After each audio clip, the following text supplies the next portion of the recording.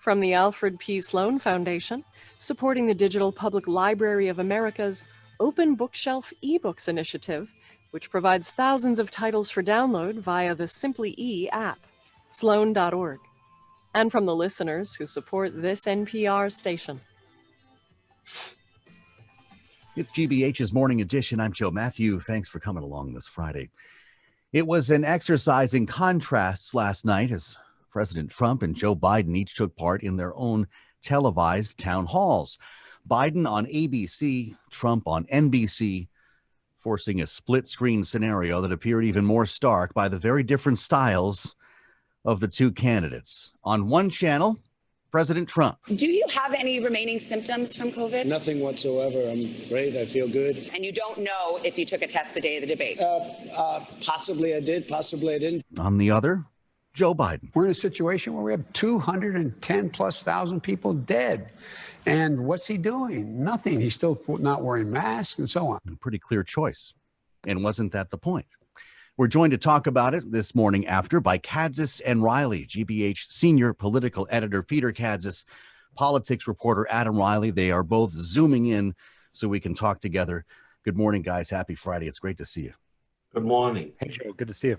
So it seems like this may have been the ultimate symbol for this election and the country overall, right? The dueling televised town halls, the split screen, symbolic of the electorate, symbolic in a way of the great differences between these two candidates. But I wonder, Peter Kadzis, was this not a success in that at least Americans got a very clear choice last night if they were watching them both? And of course, you could choose to watch one over the other. Two very different candidates, very different styles, very different brands. Yeah, it was very clarifying, Joe. I mean, I, like everyone else, like many people, was switching back and forth. Although I have to say, midway through the evening, I thought, my God, if people don't know who they're voting for by now, I'm not sure they should be allowed to vote. Did you make it through these, Adam? Did you pick? I'm assuming you watched them both, but did you pick one over the other? I did make it through, and I did not pick one over the other. I was toggling back and forth, trying to give equal time to the two candidates. I initially thought that NBC did something really unconscionable when they booked the president directly opposite the former vice president. They tried to cloak it in the guise of high-mindedness, saying, well, we need to guarantee both campaigns equal access to this time slot that originally was going to be a debate until the president refused to go virtual.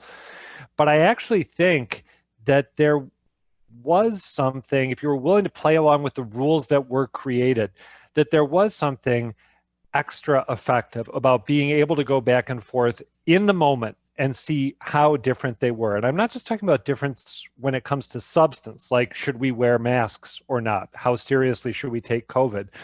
But also the tone was just so different. You know, Biden had this sort of mellow, avuncular tone. Trump, while less combative than sometimes, was still sort of in a mood to fight. Part of that was the way that they interacted with the moderators. But the reason Savannah Guthrie was going hard after Trump is because he says so many things that demand clarification or correction. So once you reconciled yourself to the parameters of the evening, I found it a pretty useful exercise. And best of all, it was done by 9 o'clock. I'm all for that. I think there's a lot to be said there. Peter Kadzis, you know, you put it best. How could people not have made up their minds? I saw more analysis last evening and into this morning following this night of town halls, that maybe we don't wait a couple of weeks after the election, Peter, that maybe one candidate or the other with such a clear choice wins this election decisively. Is that not out of the realm of possibility? No, that's within the realm of the possible. Look, we don't know what's going to happen. There are going to be some states, like Massachusetts, that most likely will have full results by the early hours of Wednesday morning. There are going to be other states like Florida and California, which for a variety of reasons are often very late.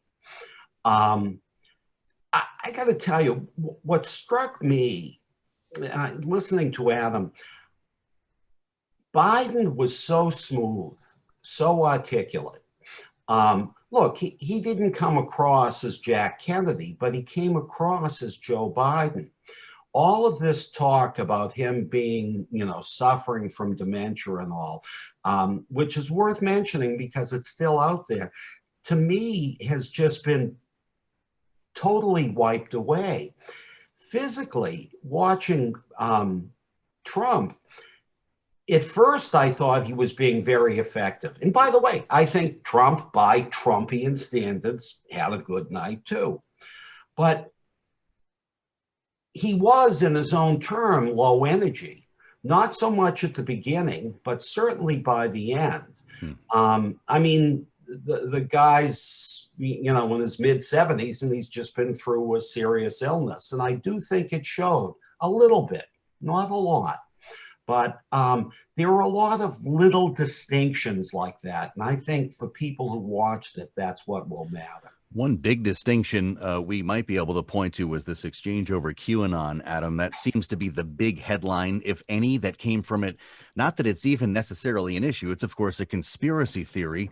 It's one that we probably don't need to give background on here. Savannah Guthrie on NBC asked the president essentially if he would denounce this conspiracy theory.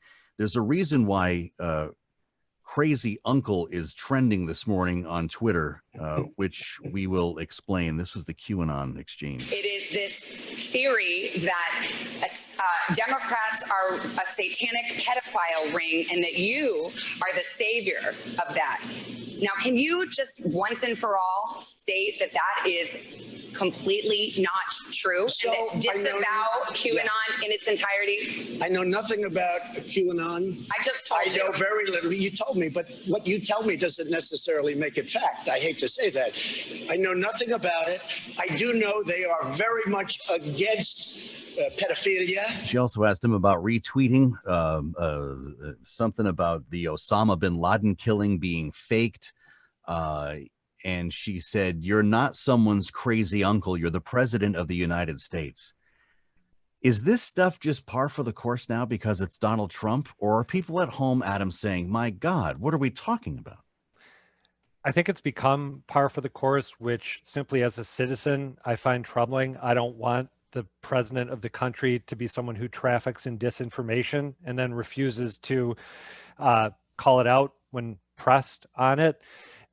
I do think that even though it's become the norm, it deserves to be brought up again and again. And I give Guthrie great credit for approaching that exchange and other ones the way she did. We saw in the vice presidential debate when Susan Page was the moderator, she actually said afterwards that she didn't see it as her job to challenge the candidates. If they didn't answer a question or said something that wasn't true, well, it wasn't her place to push them on that. Guthrie took a very different tack, and I commend her for that. It's not easy in that moment to call out the president of the United States for pushing a wacky conspiracy theory. Oh no, I've done it. Oh, Okay. Forgive me. Adam pushing the FCC a little bit here, but not by design, but and I apologize for that, but it's insane that stuff is considered acceptable discourse now. So I'm glad that she called it out. Well, give us a sense of your take on this, Peter Kadzis, because we've been talking about stories like these for 4 years, really. Does this move the needle at all in the 2020 election, or is this background noise? I think the QAnon moves the needle ever so slightly, not because it's not important, but because, look, the election is ongoing now. Gazillions of people have voted already. Here in Boston, people are going to start voting tomorrow. The reason Trump lost the great head-to-head town meetings was because of QAnon. I mean, it is such a wild theory. I mean, talking about pedophile cannibals running the Democratic Party. Look, Democrats have a lot wrong with them, but even I wouldn't go that far. We're less than 3 weeks away. But that's why he lost. That's why he lost last night. Isn't it something? We're talking about winners and losers in two separate TV shows. This is what this election has come to. I have to mention a couple of things very quickly because you guys are with us, and I'm looking at you both on Zoom. Number one, Adam Reilly, congratulations on Room Raider. You get a 7 out of 10. Thank you very much. As I see close book setup, small vase, back it up, it says. Got to back it up a little bit, and I am going to back it up. Oh, look, you could have a 9 out of 10 before you know it. I say the kitchen magnets are a 9 out of 10 automatically for Peter. Or is Thank you, Joe. Beard? Or is it the beard? I was, we don't see each other that often. I was struck by the elegance and length of that beard, Peter. And some of us are wondering, how long could it grow? Well, it's been. Let me get up here so people can see. It's actually on the shorter Gandalf side. yelling in the background. Is this a Lord of the Rings type of thing we're going to have for Halloween? It could be Walt Whitman. Better choice. Every day in Jamaica Plain is Halloween. Listen, it was my it's my COVID hobby, and it's a perfect hobby for me because I can just sit there and do nothing. And no one could pull it off. It came in really handy this weekend. I went into Dad's Smoke Shop in Biddeford, Maine. And Dad's is a pretty down-to-earth place. And there's about 5 guys, several of them with big beards, in there smoking their cigars. I looked in, they looked at me. I was clearly a newcomer. And they all raised their hands. Hey, man. And any other time, it would have been an embrace.